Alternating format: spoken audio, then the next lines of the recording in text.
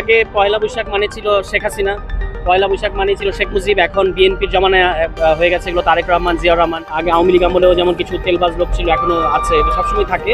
এটা খুব বড় ব্যাপার না, কিন্তু বিএনপিকে এটা খেয়াল রাখতে হবে যে হঠাৎ করে এই অতি উৎসাহী লোকগুলো কোথা থেকে আসছে, যারা কার মুক্তিযোদ্ধা বানিয়ে, শিশু মুক্তিযোদ্ধা বানিয়ে দিতে চায় সংসদের মতো জায়গায়, যেখানে দেশে এখন তারা জ্বালানি সংকট, দেশে এখন অনেক ধরনের প্রবলেম আছে, তার মধ্যে শিশু মুক্তিযোদ্ধা বানিয়ে ফেলা হয়েছে।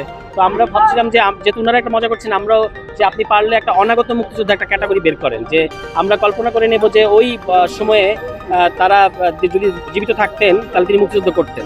হ্যাঁ, এরকম করে আমরা একটা অনাগত মুক্তিযুদ্ধ ক্যাটাগরি দিতে পারি। মানে জিনিসটাকে হালকা করা যাবে না। আমাদের মুক্তিযুদ্ধ আমাদের অত্যন্ত মানে আমাদের একটা ফাউন্ডেশন এবং আমাদের একটা সবচেয়ে বড় ইতিহাস।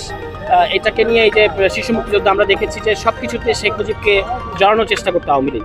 একই প্রবণতা এখন দেখা যাচ্ছে, শিশু মুক্তিযোদ্ধা কিংবা হজরত ডাকা এগুলো করে তারেক রহমান সাহেবকেই তারা কিছুটা অবমূল্যায়ন করছেন কিংবা হাসির পাত্র করছেন, তা না করার